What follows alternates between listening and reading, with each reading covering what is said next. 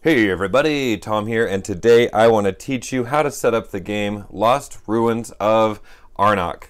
Or Arnak? Arnak. However you pronounce that name, I'm going to teach you how to set up this game. Oh, that's fun. I'm also going to be showing you how I store this game because this game has a lot of components and it comes in a big empty box. So you're going to need something. If you don't like baggies, maybe I have something for you. So we're going to go ahead and take off this lid here. And first thing we're going to see is the rule book, and I want to give huge props to this rule book. This rule book is clear. I really like the way it's laid out. I like the way it's ordered. It has pictures. It has examples. There were like 2 times I had questions, and the information was in here. It was just like nitpicky details while I was playing the game, and I was eventually able to find it. Really great rule book for this one.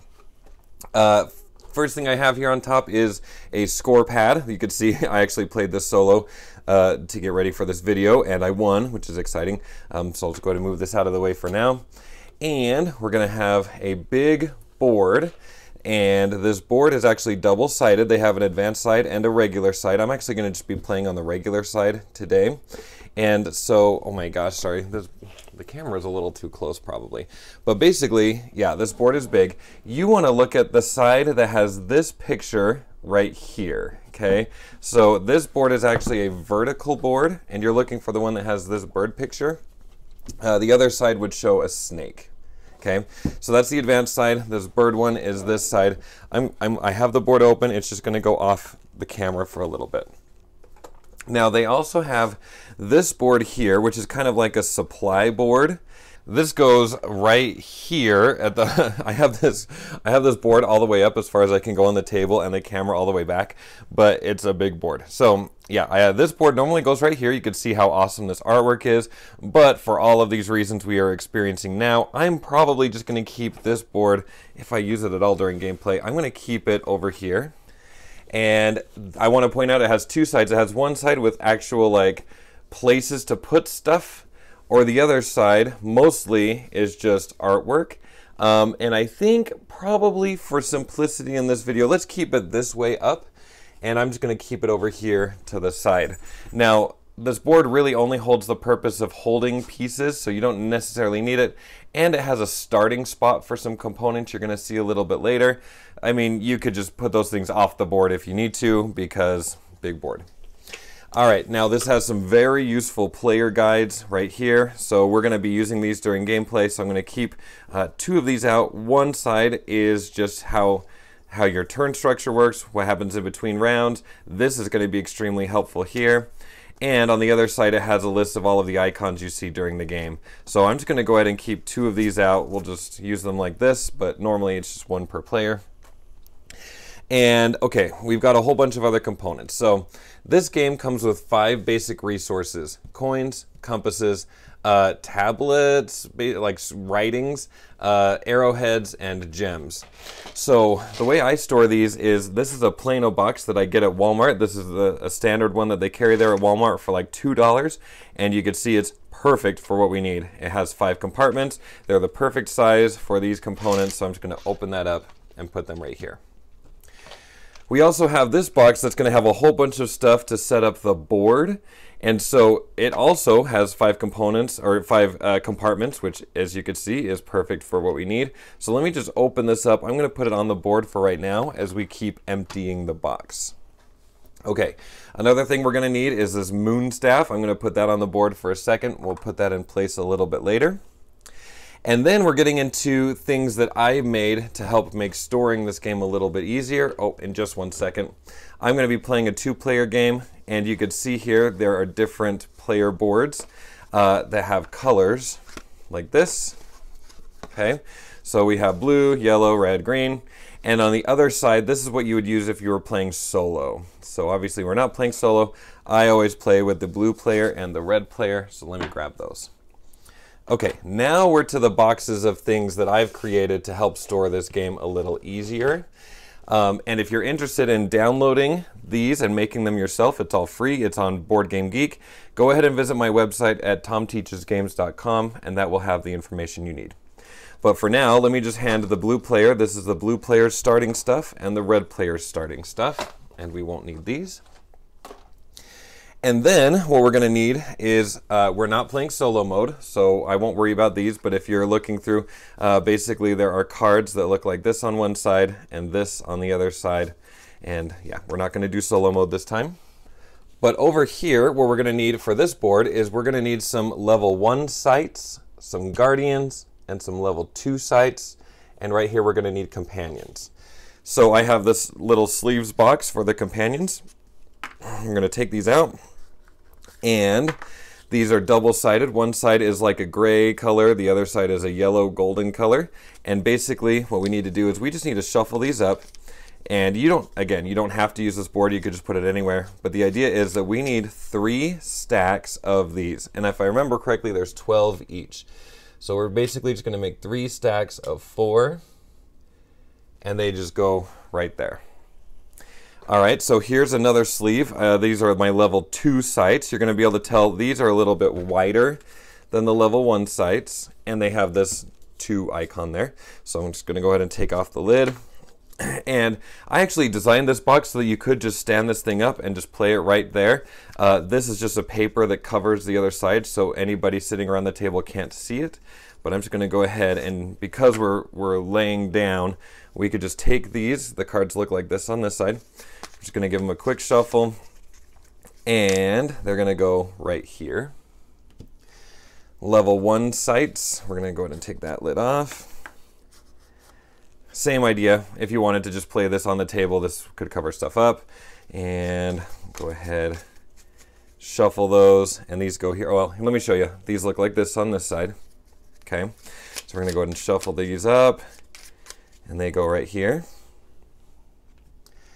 And then we have the guardians.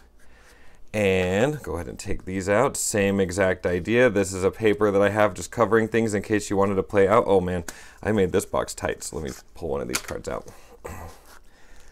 Okay, so these are like this on this side, this on the other side. You can see the interesting shape of that card. Oh, and the artwork. I really, really, really, really like the artwork on this game. All right, so we're just going to shuffle these up, and these are going to go right here. Okay, oops. And then each player has some cards. You're going to see I have some cards set aside for the players in the player boxes, but then there are some other general cards that I have in this box. So we're just going to go ahead and crack this open. And this is the first player token. I just keep it in here for safekeeping. And then all of these cards have the exact same back, but they have different fronts. So let me kind of show you what the fronts look like as we put them on the board. Now, there are 3 kinds of cards. I think I already said that. There are going to be fear cards. So you can see this is what they look like on the front. Each player is going to start with 2 of these cards, but other than that, they're all identical. And I already have 2 of these cards in the player boxes. So I'm just going to go ahead and put these right here. And then what you're going to see is some cards are bluish. These are artifact cards. All right, so we're going to go ahead and take these artifact cards, and we're going to shuffle them up. And you can see this icon right here. Okay, that's going to help you out. And that same icon is right there. So shuffle these up. Oops. And we'll do it one more time real quick. And this is going to go right here. And then you can see this like trowel icon. That's going to match this. These are items. And oh, I guess I should show you. These are kind of more like a brownish color than the other ones. The other ones were pretty blue. And we're going to shuffle these up and put them here. These are going to be for during the game. If we have to, like, I think the word is exile something, they're going to go into those piles. And we're going to take this moon staff, and this moon staff starts here. This is going to track the rounds, and it's going to help us with the way that cards are laid out round by round. It's one of the things I really like about this game. So basically the idea is artifacts are always going to be to the left of the moon staff, and the items are always going to be on the right-hand side. So to set up, what we're going to do is we're just going to take one of these cards, and it goes on the left. And then we're going to take 5 cards, 5 item cards, and they go over here, like this. And now we can start setting up some of the other stuff. So over here, this is going to be like a big temple. This is kind of one of the things that we're trying to explore and find. And basically, you can see this like pyramid looking thing. Now, there are 3 types of tiles that are going to end up here. 2-point tiles, these 11-point tiles, and these 6-point tiles. And you can see there's 1 spot for the 11s, 2 for the 6s, and 3 for the 2s, if that makes any sense at all. And what we need is for each of these spots, we need 1 of these tiles per player. I'm setting up a 2-player game, so I'm going to need a total of 6 2-point tiles.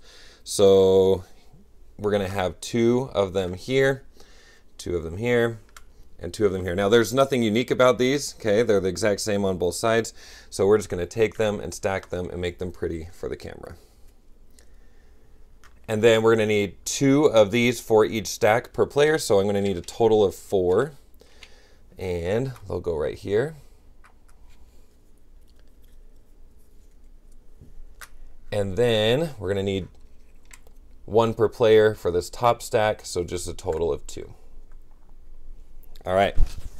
Now, what we need to do next is we need to take these tiles. These tiles are like this on the back, and then there's something showing on the front. And I like to just mix these up before I put them into this, holder here. And what we need to do is look for any of these spaces that look like a square-ish shape. This space here needs 1 tile per player, so I need 2 tiles. And these 2 go face down. Okay, so I'm just going to put these here. But the rest of these that we're putting out, they're going to go face up. But you need to take a look at your player count. So we're doing a 2-player game. If we were doing 3 or more players, I'd put 1 tile face up here and here. But we're doing 2-player. So here, I'm going to put 1 face up here, 1 face up here. This spot is only for 4-player games, so I'm going to ignore it. And then we're going to put 1 here, and here, and here. Okay, if you know the game, this part's kind of exciting to see what's coming out. And then down here, we've got a spot here and here. And yeah, that one's for 4 players. Next up, we need to put out some artifact tokens. So these are artifact tokens right here. You can see that's what they look like. Okay, they have a back and a front. And essentially what we're going to do is down here in this zone, this is called the level 1 sites zone, we're going to put 1 face up on each of these spaces. So almost everything kind of gets put face up in this game. We've had a couple of exceptions, like some of the cards are face down. That 1 pile of tokens right there is face down, but these are face up here in the level 1 spot. And they're just going to go here. Okay. And then up here, what you're going to do is 1 face up and 1 face down. And I'll just say it now because this is an easy thing to forget. The face down one isn't just, it's not just hidden. It's that will always be face down. Even if you earn that during gameplay, that one's going to stay face down. So some of these rewards just won't even happen. And if you do this correctly, you'll use all of your artifact. I think that's what they are. Okay, now down here, what we need to do is we need to get ready for a 2-player game. Now, if there was a 4-player game, you would skip this step entirely.